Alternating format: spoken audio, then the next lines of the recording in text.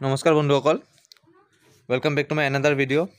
So বন্ধুসকল, এতিয়া যোনখিনি আপোনাৰ APSC বা UPSCত আজিকালি এটা নতুন নিয়ম ওলাইছে, যোহত মানে আপোনালোকৰ গভৰ্ণমেণ্ট এমপ্লয়িজবোৰ আছে।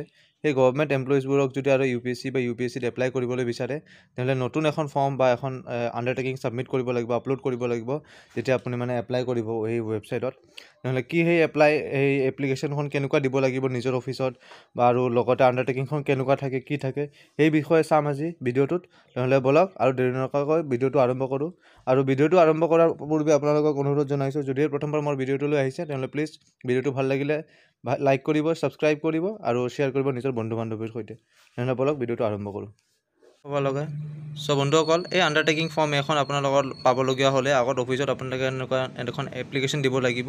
যেনেকৈ ইয়াতে লিখা আছে আপোনাৰ যোনটো আপুনি অফিচত থাকে, এই অফিচৰ নাম, ছাবজেক্টটো দি দিব আপোনালোকে যে intimation regarding application for CCE 2024 respected sir. ইয়াতে যেনেকুৱা লিখা আছে আপোনালোকে এনেকুৱা লিখিকে বাছ আপোনালোকে ছাবমিট কৰি দিব পাৰে। আৰু ডেটটো অকল আপোনালোকে তলত নিজৰ নাম, ইয়াৰ্ছ ফেইথফুলি লিখি নিজৰ নাম, ডেজিগনেশ্যনবোৰ লিখি দিলে, চহী কৰি দিলে হৈ গ'ল। এইখিনি হৈ গ'ল আপোনাৰ এপ্লিকেশ্যন। তো বন্ধুসকল, এয়াই হ'ল আপোনালোকৰ আণ্ডাৰটেকিঙে, যোনবোৰ আপোনালোকে নিজৰ লগত ৰাখিব লাগিব আৰু এটা এক কপি ছাবমিট কৰিব লাগিব।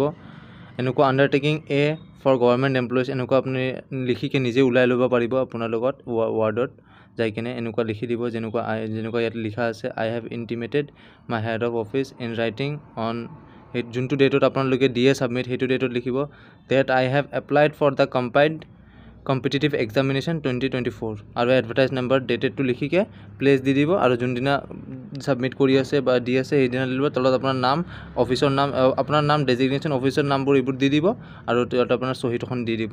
বাছ এইখিনি আছিল আপোনাৰ ছিষ্টেমটো, আৰু আন একো নাই।